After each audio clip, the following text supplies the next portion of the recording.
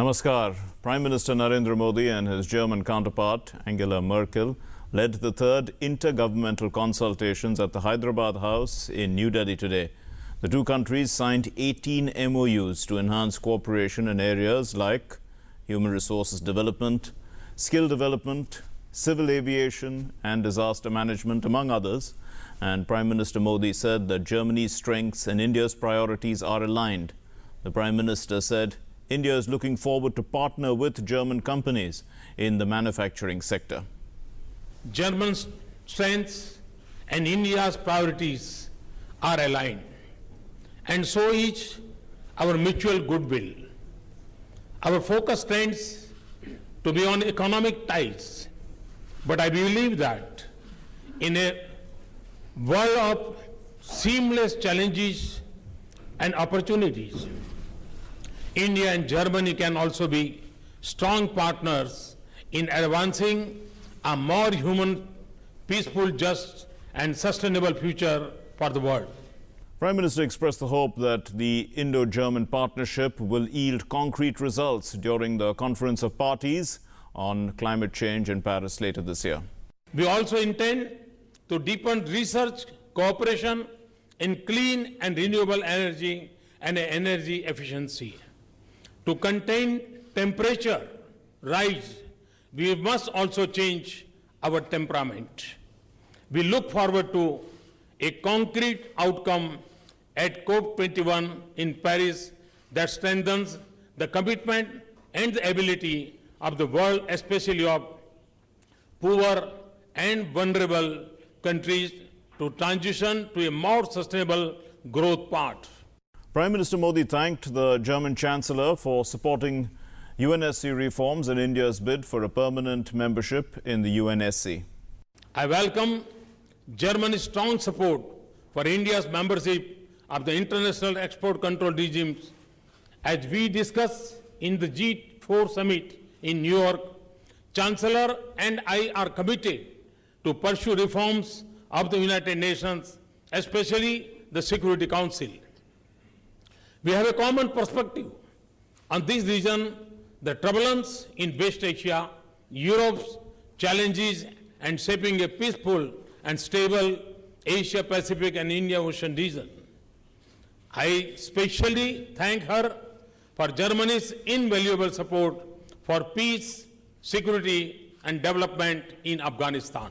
The German Chancellor Angela Merkel said that Germany was looking forward to cooperation with India in areas like agriculture, internal security, development and defense.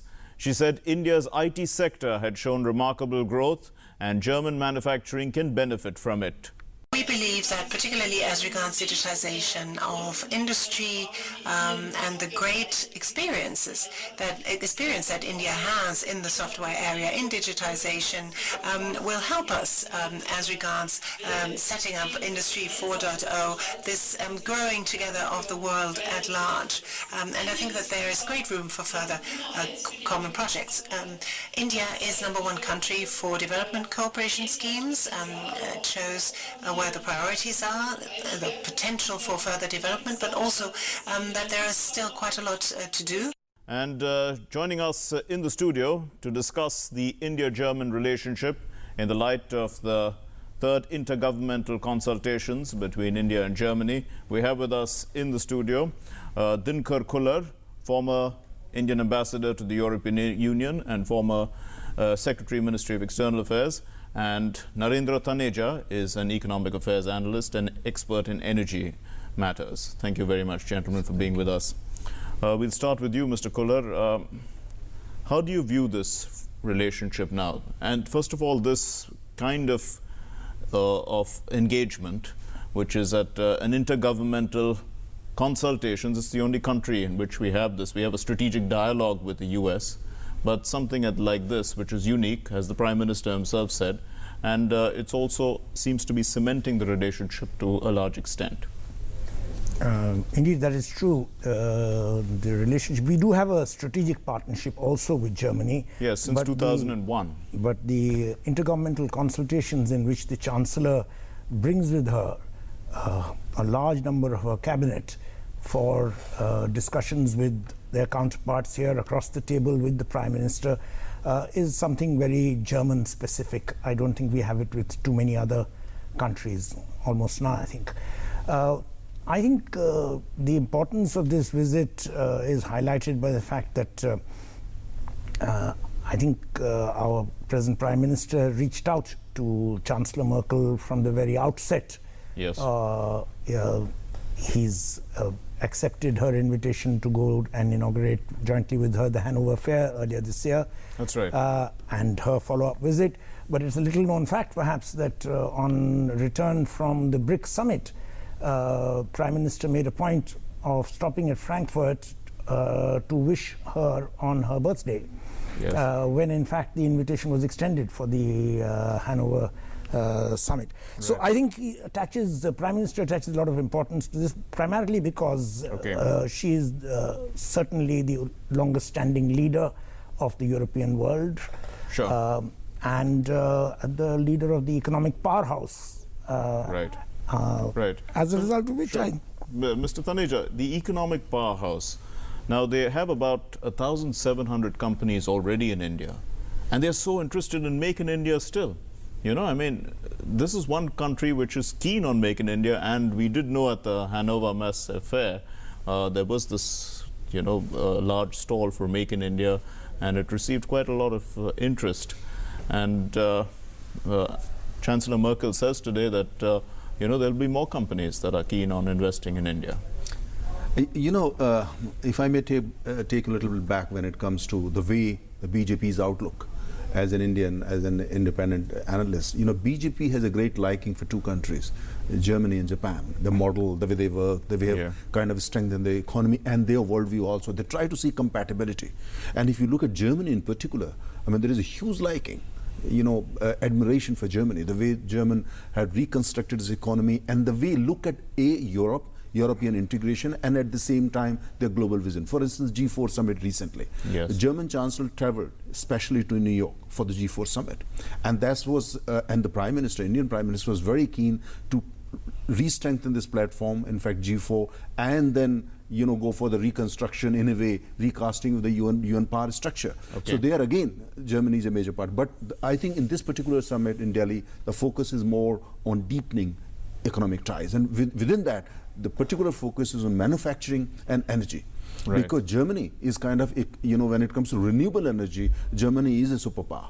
They have technology, they have capacity, they have expertise, they also have capital. And they're very keen to expand that and bring actually the renewable energy at the very core of Indo-German economic relationship, for time to come. Second, manufacturing also. If you look at for Germany, so far the focus you mentioned, there are hundreds of German companies, but this time they have underlined also the role for SMEs, small and medium-sized companies, which I think is very interesting, because to make in India not only a success, but to make in India to lead so that it can create more jobs on the ground across the country. Small and medium-sized industries are going to play a very important role. So Right. this particular visit is with a lot of focus on that. And finally, just to my point is Germany, we all know that Germany is like economic superpower in that part of the world. And their worldview when it comes to Asia is more or less the same as, for instance, a number of other friendly countries, and including Japan and Australia and a few other countries. So I think we need to see it when it comes to strategic relationship, that our vision of Asia and Germany's vision of Asia, there is huge compatibility. Behind all that, there is also that the future Asia should be such where India can play even bigger role, and to ensure that the future Asia is a multipolar Asia, is not a unipolar Asia. So, Ambassador Kuller, taking on from that in terms of clean energy, Germany has now pledged 1 billion euros for solar energy this time round. Quite significant. Also, it will be working in other areas in terms of not only in terms of energy, in terms of cooperation in the railways and in the field of manufacturing. But they are asking for one thing. They want a fast-track system for German companies in India. So how do you view that? They want something different. Well, it's actually true that the fast-track mechanism existed many, many years ago. In a time when our economy was relatively closed. I think what they're asking for is something more realistic, which is quick movement of their investments. I think the Germans feel that we still take too long a time to clear, despite the liberalization of policies that have taken place over several decades now, that we take too long a time. And I think, in a sense, Germany is looking outwards. You know, within Europe now the opportunities are naturally dwindling because of the state of the economy. China, they have a lot of, already put in a lot of money. So India is an important market for them. So what they want to do is to fast track. I mean, if you want political gain from your partner, you must be willing to deliver something in return. And I think rightly so they're asking for it, and it has been agreed to, as we saw this morning. So I think it's a good decision because the Germans it's their style of working, I think, which is that they like quick movement, they like decision making, and they like delivery. So Merkel is representing very much the fundamental interests of business in this particular matter. But you know, this comes at a time when the Volkswagen scandal took place, you know, and one needs to be a little careful, isn't it, about well, I mean, nobody's saying that the German manufacturing is not great. I mean, it's the highest level. But then this was a case of cheating, and the whole world knows about it. But I would really look at the Volkswagen case as a kind of rule, in the sense Germans are known to be very transparent. They're known to be very particular about such things. I particularly looked at, you know, at that episode as an exception. But even here, for instance, Volkswagen has done very well. And when you look at other countries, so and so it's nothing new. In a way, it can be, of course, customized for the German taste and requirement and things like that. But what is important at the same time, that they come here for a very long haul. Most of these companies are here for a long haul, and they at the same time understand how India thinks and functions.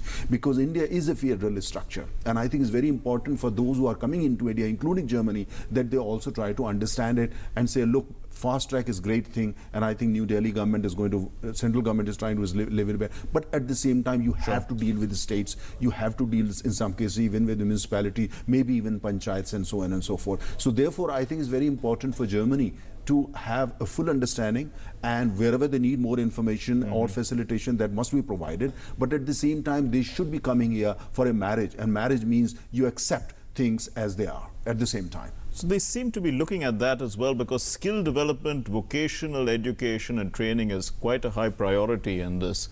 And, you know, I mean, some analysts have said we've not really looked at Germany in the past to provide this kind of training, but they actually are probably the best in this field, you know, in this kind of training, because they have you look at the kind of engineering products they've produced. No, I think there's some mistaken facts in this regard. The Germans are people who we've been pleading with for years together on this whole question of skill development. So I think it's a major achievement to have got what we have. You would recall perhaps that IIT Madras was set up with the German collaboration. The ITIs, which were set up in the 1950s and early 60s, were all set up with German money. Many of the ITIs. Subsequently, what happened was that we had to move to a stage which I think is manifested in today's document, that it'll be the private sector involvement. It won't be state will not be involved. Earlier, it was the state which was giving funding for this. So, but I think this is an area in which you absolutely touched the nerve of our relationship. Skill development, the whole area of engineering at the bottom level, not at the top level, is something which they are very, very good at. And we have been very keen, and I think it will be a great success if this gets implemented successfully, because this is what we need. Right. There's no better than them on this area. You want to comment on that? Yeah, on that, and at the same time, I think I want to go back to renewable energy, which actually is also an area of major focus for Germany. You know, we are looking for something like $100 billion investment in the renewable energy, you know, $100 billion. So when we talk of deepening our energy ties with Germany, and Germany, as I said, is a renewable energy superpower, I think it's important on the one hand that we expect Germany to invest here, but at the same time, what is strategically speaking very important for India, that would include training, is so that they, you know, R&D, renewable energy R&D can also take place in India. Because when it happens in India, takes place in India, it creates the ecosystem that we need for our future, our renewable energy development. And at the same time, the cost of the new products would be much cheaper because it would be come or don't have much skill. So I think overall speaking, I think it's a great move. But what is at the same time more important is that critical areas like manufacturing and renewable energy, the development or the way forward should be such that more maximum R&D can take place in India. Training and university education can take place in India, and at the same time it is done in such a way that it's a win-win for both the countries, and the companies and the businesses and investors from both sides benefit from that. Ambassador Khullar, they've also agreed to establish a new policy planning dialogue between the foreign ministers, and they've agreed to institute collaboration between the Foreign Service institutes. So how do you view this? I mean, and in what kind of policy dialogue? Already there is a dialogue between the foreign ministers, isn't it? And there, I mean, amongst these ministers who are meeting, the foreign ministers were the ones who also met today. There were 5 ministers, of course 2 did not come, but that was for scheduling reasons, and our finance minister is not in the country also. So how do you view this? No, this is a very positive development. We do have a dialogue, multi-layered dialogue with Germany. You're absolutely correct that the foreign ministers do meet often and they do have a dialogue. But formalization of these dialogues, particularly the policy planning dialogue in my view, which is looking at a perspective, because we need to be talking to Germany in economic terms. Obviously we are talking bilaterally, but Germany sees India as an important political player on the global stage.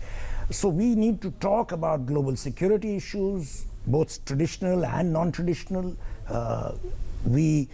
Afghanistan, I think, was referred to today, what the Germans have been doing, and they have been talking to us throughout on this. So I think formalization of this kind of dialogue is indeed very useful, because it feeds into also what Mr. Taneja had earlier said. You know, the worldview is similar. Indeed, indeed. We are on the same page on most issues. We are not exactly on the same page on climate change, but it's important, therefore, that we talk about it. But there was a reference today, for instance, to the technology regimes, MTCR, which has come out, that was referred to in the discussions. We need to talk about them, and Germany is a very important player. You may recall that when we were admitted to the when we got the exemption in 2008 on the NSG, Germany was chairing the NSG at that time. Right, and in fact, Prime Minister Mr. Taneja has welcomed German support in the export control regimes that we've been talking about. And how do you view this, you know, in terms of the relationship in the energy sector, as also in terms of, you know, trying to understand each other in the areas of the irritants, such as in climate change?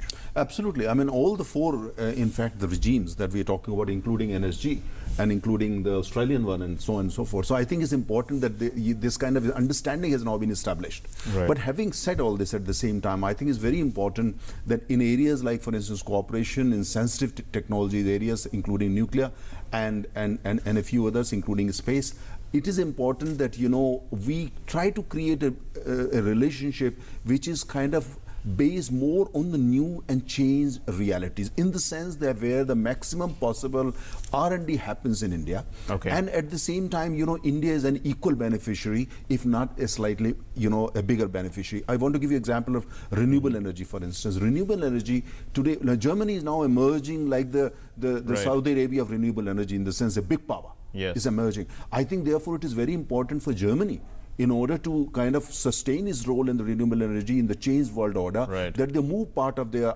research and development, even business activities, to low-cost economies like India. It would help to get them a bigger market in India and beyond, in fact, to other markets, including Africa, Latin America, Middle East, and Indonesia, and so on. But at the same time, I think it's very important that, you know, that this is expanded in such a way where India is regarded in absolute terms an equal partner.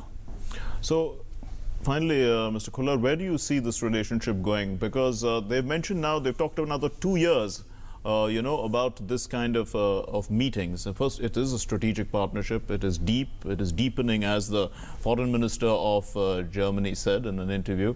So, where is it going? No, I think it's the trajectory of this relationship has always been moving forward.